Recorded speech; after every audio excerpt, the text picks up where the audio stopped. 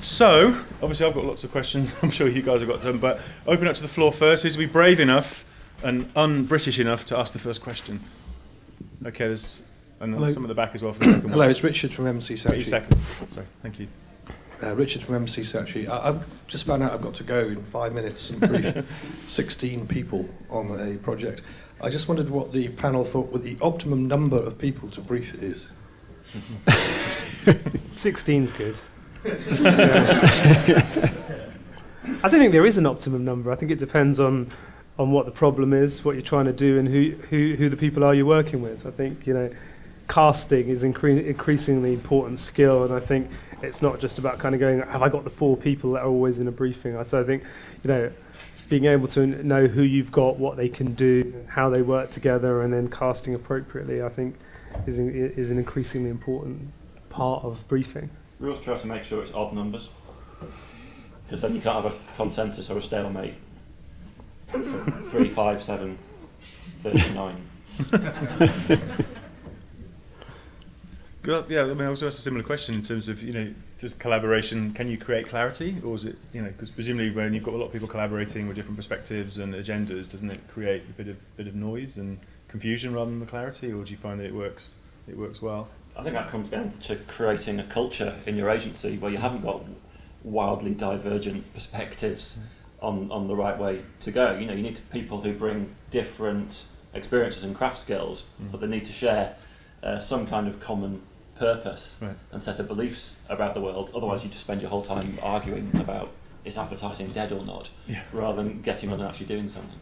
But if you get a situation where some clients are now kind of insisting on external agencies or suppliers, or trying to, you know, create these dream teams or factories or whatever we're going to call it. So obviously you have an agency culture and a perspective, but if you're now having to work with people outside of that on the same challenge and the same brief, how does that, you know, manifest itself? I think collaboration still requires leadership, and I think leadership, you know, I think in the modern world when we're talking about collaboration and iteration and all those sort of things, you know, I think actually good leadership is more important than it ever was, it's less about just a simple kind of command and control model, and it's less about that one group over there is going to control the whole process. But leadership is really, really important in any process, however collaborative it is. Yeah. I think that's right, and I think there's a great thought that Malexov from BBH uses a lot, which is that fluid intelligence is going to be more important than kind of acquired knowledge. And I think fluid intelligence is really important to a collaborative process. So its ability not to write a plan and set it in stone, but to articulate your best guess about what the plan is as you go. So I kind of think, you know, in the world of Agile, a brief is your best guess. You might have a better guess tomorrow, but everyone should know what today's best guess is. Yeah, fantastic. I think one of the things that hasn't come out as much as I would have expected in this sort of discussion is the role of the conductor. So Jason's talked about leadership. Right. You know, in my mind, for briefing processes to work, and whether you've got 16 people or 4 people or 30 people, you know, who is going to conduct that orchestra and get them to the right place? And I worry about the idea of kind of roles, because sometimes roles become too defined and then you only play to your role, but making sure people know somewhat what their role in the process is. I think is very important, and part of the thing that a conductor should bring to that multi-agency, multi-dimensional approach. Yeah. Okay. I think being able to chair a process like that, motivate a team, is a role everybody in it should be able to play. So you can almost draw straws to see who's the conductor today and put that hat on. So it's not always the most senior person who does it every time. Right. Yeah, I think from the Contagious perspective on that Project Fly, I think we talked about, there was this crazy maverick client called Maria, who was the conductor. You know, so yes, it's a very flat collaborative process, but equally you do need that one person just to keep the momentum going and spark ideas and so on. So I know that we had a question at the back. That gentleman there with his hand up. Thank you. Mike Walker, I'm an independent strategist working in the healthcare sector. Most of you talked about collaborative processes in developing a brief. Is there a role for the consumer, who could be considered the most important person in this? Is there a role for the consumer in that team? Yeah. Richard, you've been quiet so far. I'm going to ask you to start on that. I don't know. I think there's a role for the consumer or the people that we seek to engage and work with to be involved right the way through the process. I don't know whether there's a role for them in the room, and there are lots of new techniques around co-creation and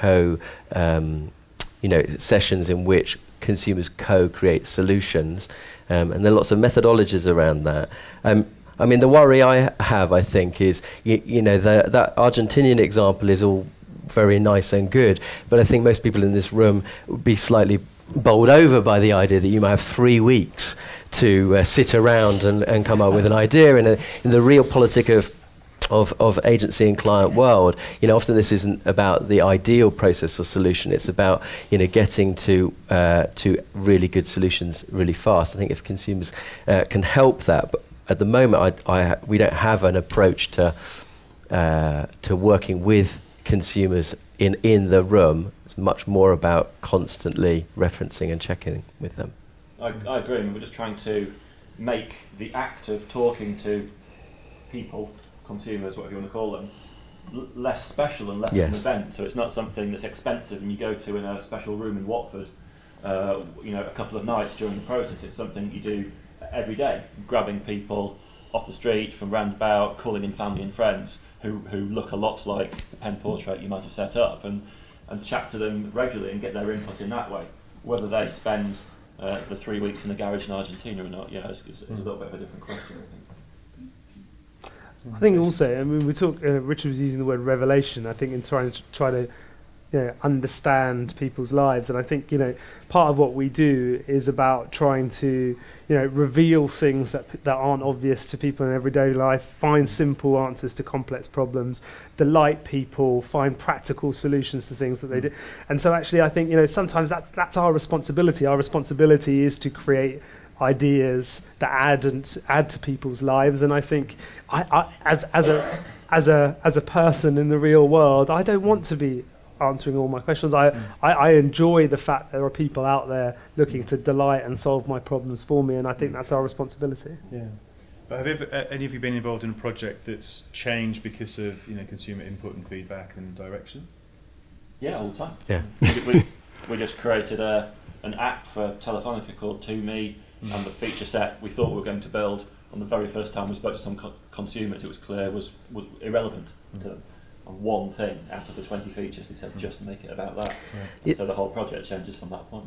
I mean, though this was all that Pollitt and King were doing in the late 60s, they just suggested, why don't we reference consumers constantly during the process? That's not I think that's what we ought to be doing, and we ought to be doing it with real people, and we should be getting out from viewing facilities and treating people like laboratory rats and involving them. But, as Jason says, we do this because we think we can find a way. We've got a bunch of skills or people that can create things that delight and engage the real world. And I call it the law of unspecial. What we do in gather into agencies, people who aren't very special. But when, in my case, when Paul Silburn writes something about, the royal family or lookalikes of the royal family dancing down the Central Aisle in Westminster Abbey, I just know that he's not very special, and that millions of other people find that hilarious and brilliantly funny. I think we have a sort of a leadership role to play, which isn't about kind of making ourselves seem kind of more important than anybody else. It's just that's what we do. That's why we're here. Other people do other things in the world.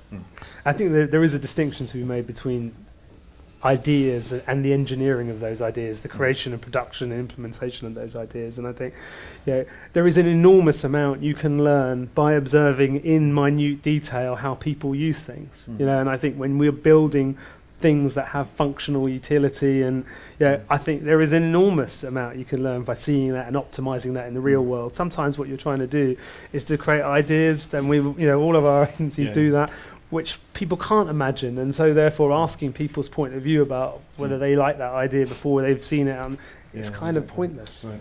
On your point, sort of, Glenn, about the process that you went through with the app, where do you guys kind of like draw the line between the difference between what people want and what people need, and how do you kind of deal with that kind of slight kind of discrepancy? Yeah, it's interesting. I mean, it's sadly the answer is balance and compromise. You know, it's like we balance that user research with a client-led agile team who had a really strong view about what they wanted to make. Right. And you're constantly making a lot of small judgment calls about actually that's really, really valuable, why didn't we see that, and no, they're wrong, we're going to do this, they'll love it.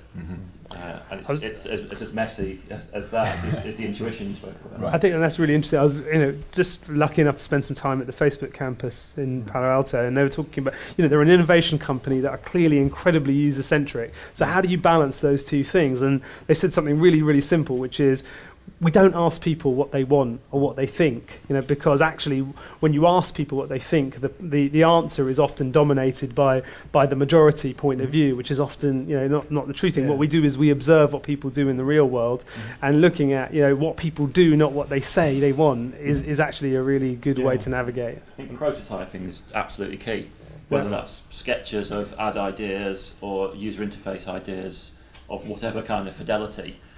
Make something and put it in front of people and see how they react to it in that split second, rather than spend an hour asking them what they might think they might. Something I was going to ask was actually talk about Facebook. I mean, their sort of mantra is like move fast and break things. I think what we talked also one of the slides about lighting 100 fires. So obviously that's the whole thing about creating and iterating and so on. But do you find sometimes there's a discrepancy between the sort of the theory and the practice, like where clients want one big idea and one big campaign? Are they prepared to invest in lots of little ideas, see which ones work, and then fund the media investment and production investment in it? I think one of the tyrannies of the pitch process is, you're asked to provide a solution that you can justify will last the next 10 years, that will be able to spawn multiple campaigns, this is what pitch briefs are like, aren't they? Works fully, fully integrated way right through the line. So there is, I think, a pressure still to come up with the solution, probably embodied in the line and the creative vehicle. And that's in tension with perhaps how we actually believe great ideas get created and distributed and become successful. I think it's about having I'm not sure I agree with light 100 fires. I think that turns into arson, potentially. I think you should have a very, very clear sense of where you want to get to, and utterly flexible idea about how you're going to get there. So I do think you should try lots of things, but you need a North Star to navigate on, and that's why I don't think you should light 100 fires. I think you should light a fire, hypothesise what's going to happen, test it and see what happens. Because if you don't have a test, it's not an experiment, it's just a random collision of atoms in a jar. My build on that, and I think it's something that I expected to sort of come out in these discussions, is the role for vision in where a communication project is going to land. And in my experience, particularly my years at Coca-Cola, is when you look at the projects that went from brief and an okay place versus projects that went from a brief to something very special. Typically, it was where you had someone or a group of people or an agency involved in the process where they had a real clear vision of what the result would probably feel like and to a certain extent would look like. And having that vision then meant everyone could work towards that vision, whether it was lighting 100 fires in order to sort of test out different bits and pieces, or get that single blockbuster creative idea, but everything could be judged against where they were heading and what it would feel like when you got there. And I think that is often not discussed in the briefing process, but is vital for success. I think vision. I really like that thought. Vision is incredibly important. I think I don't buy 100 fires thing. I think sometimes that's a good way of doing that, doing things. And I think sometimes for certain types of, sometimes you just, it's about faith. You need to kind of believe, a collective belief that there is something really interesting there, and that we can do something incredibly delightful, original, and surprising over there. And actually, sometimes things only come together in the final stages of execution. Do you really see sometimes how amazing something will be?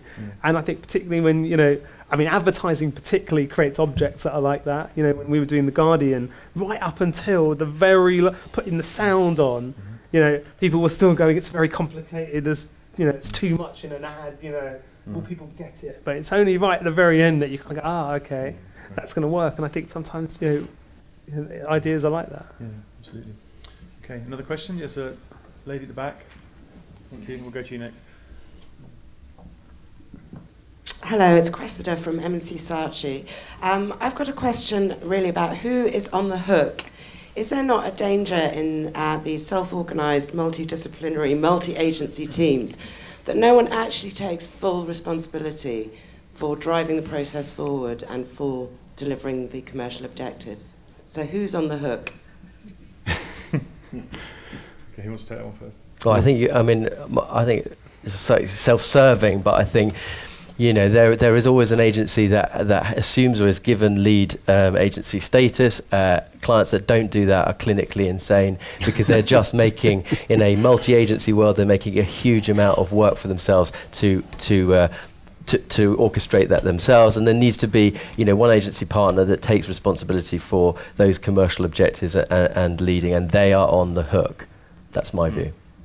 Totally. I mean, collaboration without leadership just will never get you anywhere that you need to go. And I think the other point is just that not enough clients take responsibility for that. And really, the one absolutely consistent factor in all our best work over 30 years is great clients. And I don't mean brands, I mean individuals in client organizations who have clarity of thought, who are brave and are able to orchestrate that process. So, whilst I'd like it to be, BBH, and I'd like it to be the strategist at BBH, the truth is, clients are an incredibly important part of that, and they should take responsibility.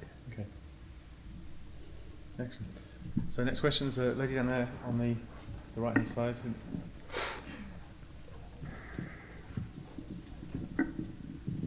Hello, I'm Maëlys from Liobenet. I was just wondering, in light of the modern briefing, how would you define the modern agency? And more than actually a way of thinking, what kind of structural change you see to the way agency are at the moment and the role of peoples?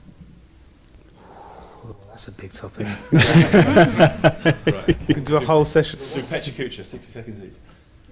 No idea. Okay. 6 seconds each. We're living through a time of tremendous change. I think trying to predict that is folly. We've just got to keep working hard, keep changing for another 15 years, and then we can look back and see what the right answer turned out to be. Yeah, I'm going to contradict myself immediately by saying I think you're going to get convergence and divergence. So I think my experience over the last few years is seeing a whole bunch of agencies converge in what they're trying to do. Digital agencies trying to become creative agencies trying to become media agencies, and so on and so forth. But I think at the same time, there's also going to be the idea of divergence in terms of how agencies are used and how clients pick up different parts of solving the communication mix by going out to speciality, different bits and pieces, and a real divergent approach to getting stuff done. And agencies will, follow that feed trail. I think this is something. This is happening in real time. Every major sort of disruption in our industry has led to change in the structures and processes of our agencies, and I think that's happening in real time right now. The challenge, I think, is when you can create any process or structure you like within a smaller agency because everybody kind of knows what they're doing. When you've got a larger organisation, I think there are some practical issues, and that's where it's really interesting at the moment because shifting great big sort of tanker-like agencies around to new ways of working, while still knowing that you can get out incredibly high-quality work in quite short order to budget, is one of the most interesting questions at the moment. I think it's something we all should be thinking about. Agencies, in the future will do what they, good agencies have always done, which is understand business problems and how ideas can solve them. So having skills which are about understanding clients' businesses, understanding how to develop ideas, and understanding how to execute those ideas in all the ways that are relevant in the modern world, it's just how that's going to be. How convergent or divergent you are with skills is going to be. Different agencies are going to go in different ways, and ultimately the agencies which have the best talent will win. Yeah. The non-practitioner in the room are going to try and attempt to answer that question. I think from the outside, kind of looking in, it feels like there's going to be change is going to be, well, we've had kittens and we've had a trend definition max, so I'm going to say the new norm, but change will be the norm in terms of organisational structures for a long time to continue, and that won't be a kind of settled period where things settle in terms of the way that people are organised, in terms of working processes. I think we'll be constantly adapting and shifting to the changes that technology and digital, so on and so forth, are bringing about. So yeah, constant change, I would suggest. Yeah, I think agencies are going to polarise a little bit in terms of skill set. So I think agencies are going to have to, as Jason said, be extremely commercially smart, know what the problem is, and be able to think in a very, very broad way about what the answer to that might be. So when I think about planners, I think they're going to have to be extraordinarily well-rounded generalists who are comfortable with above the line, with social, with mobile, who know a little bit about search, who know a little bit about gaming. But then I think agencies are also going to have to surround those very smart commercial generalists with incredible depth of specialism. And by depth of specialism, I mean people who live and breathe mobile UX, who spend their days thinking about what a shopping basket experience looks like, what a mobile checkout looks like, people who think about how ideas spread in a community from an almost academic point of view, who know if you talk to these 10 people, I guarantee you they will infect the 200 people around them, because I've studied contagion for 10 years at university. So I think very smart commercial generalists surrounded by incredible kind of depth of kind of vertical expertise is going to be important. I think how those resources are fixed versus flexed, which of them are permanent, which of them are kind of pulled into the process, will change as well. But in this period of flux, do you think that clients are demanding more from agencies? So that, instead of just being like purveyors of ads, is it getting back to that solving problems, creating ideas, creating products? Are you finding that you're pushing against a very open door? Yes. Yeah. So it gets back to the beginning about that exciting time. It's almost like this is sort of just like recalibration of what agencies stand for and what they can achieve. It's very, very exciting. And if you look at the old world, of a brief for TV ads and a media agency to buy it and goes on air, the world we're now in is so different and moving rapidly away from the old model. And in a way, the solutions, looking at a lot of clients, the solutions almost being customized by clients, by the culture of that client, the particular business that they're in, their particular kind of attitude of going after certain things, the way the brand is structured.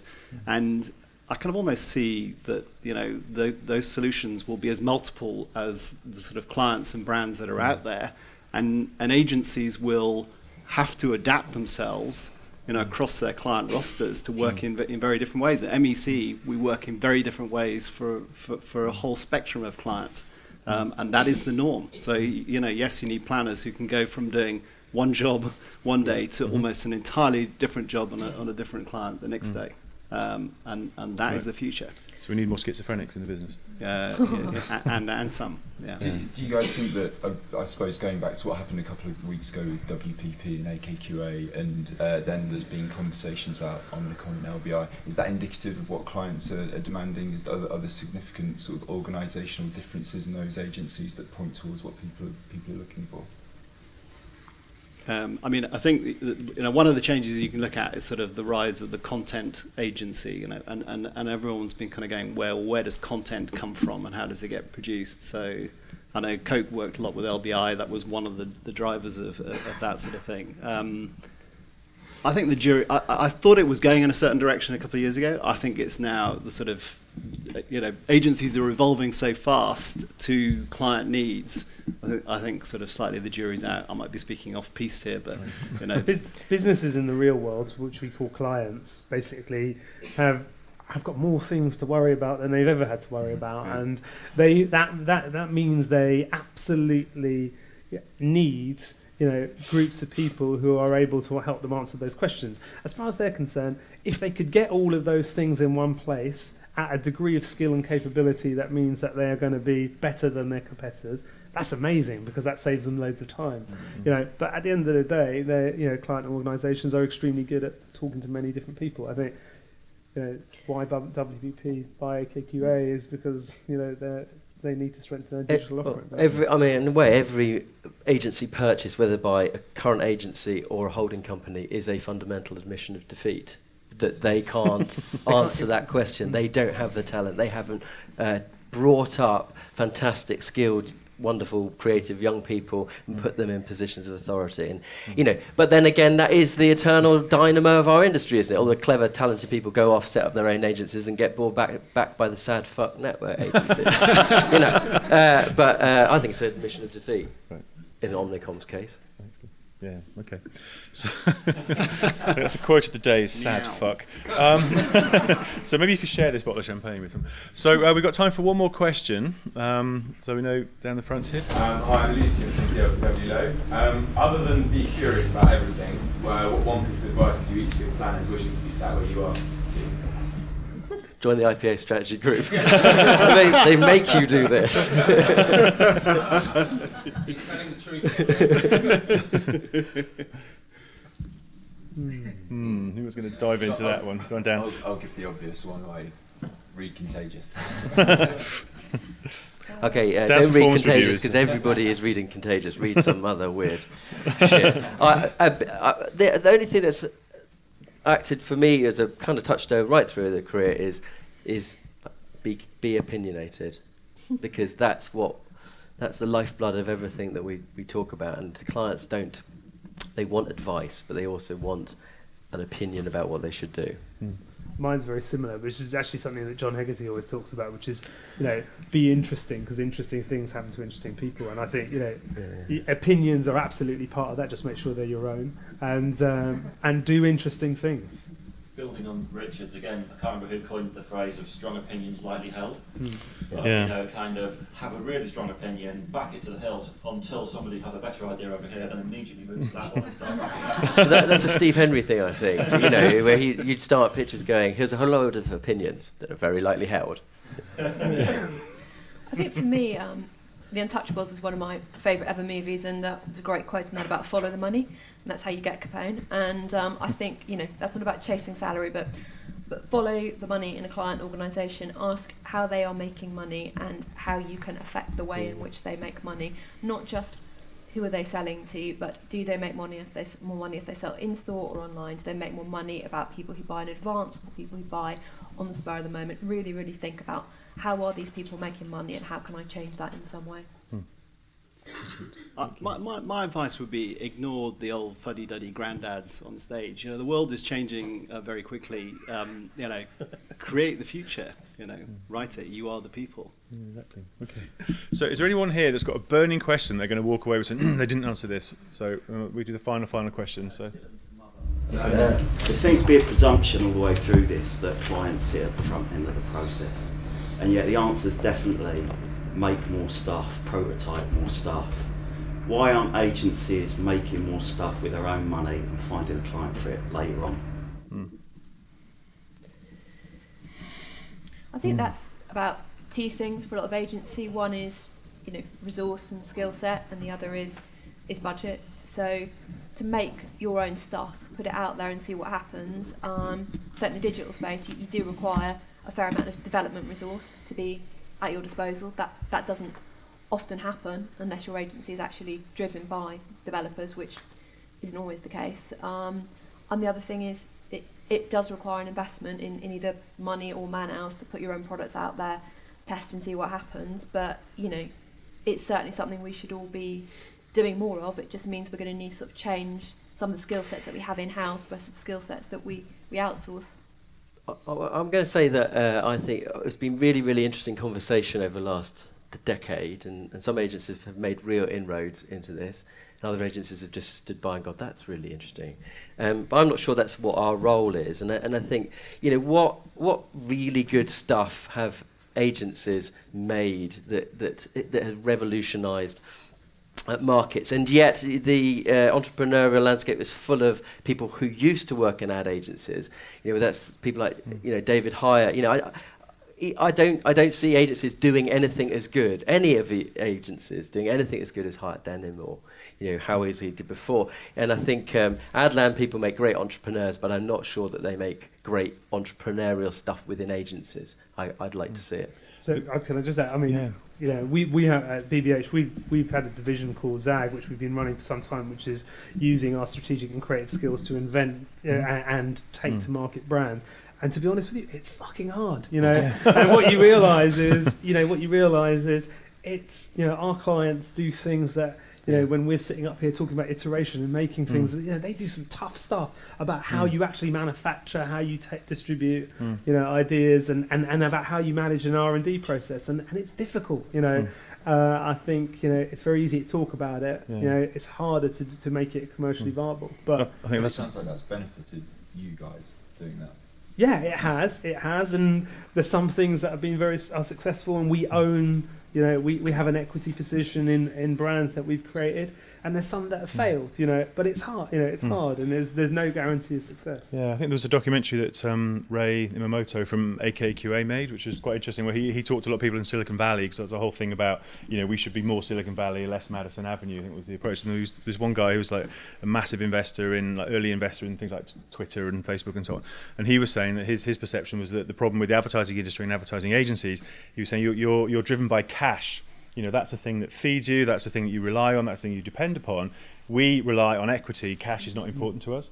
So we're all prepared to, you know, literally take a risk and take a punt and so on. And as long as you're chasing cash and satisfying shareholders and big networks, then you'll never be as entrepreneurial as you should be in the kind of the modern world. So I guess, you know, is that what Kickstarter's for? You know, should be agencies investing in ideas that other people take the pain on, but then you've got some stake and you can apply, you know, there's a lot of things you've talked about today, like Health Remedies and Innocent and Hyatt and so on, all started by advertising people, you know, who've got the skill sets, but then have to step out of the business to actually create. It's just about being clear what your business model is. What business are you actually in? You know, there is a business model for companies who hold stakes, equity positions in other businesses and help them grow. It's called venture capital. That's not what an advertising agency is about. Do you think it should be, though? No, I think we're in the business of, I think agencies in the business of client service. Right. I don't agree. I think it could be. Right, you could be. I think you can have a sister company where you do that. I think you can learn a lot from working with businesses who do that. We work with VCs and startups a lot, and we've learned a lot from it. Right. But we've never taken the step to doing that because I think we're stretching ourselves too thinly. Yeah. I mean, what do you think, Dylan, from a mother perspective? I mean, yeah, Dylan. So I don't want to put you on the spot, I presume. Well, I hope there's a future in proprietary product and service creation, because that's kind of what I do now. Right. But presumably it's also interesting, it's challenging, it's sort of, you know, taking you off. But is it any good? I mean, I struggle to think of what BBH Labs have done beyond. There was a razor at one point. I think there might have been a rape alarm. You know, it's These aren't, with the greatest respect, they're not brands that have changed categories in a way that. I'm actually kind of agreeing with you. It's hard. It's hard. You know, but there are lots of businesses out there that solve functions, you know, and solve problems in everyday life, and that's what businesses do. You know, I think you know, paper clips aren't glamorous, and it's not a big idea, but people need them. You know, so you know, and I think businesses are about solving.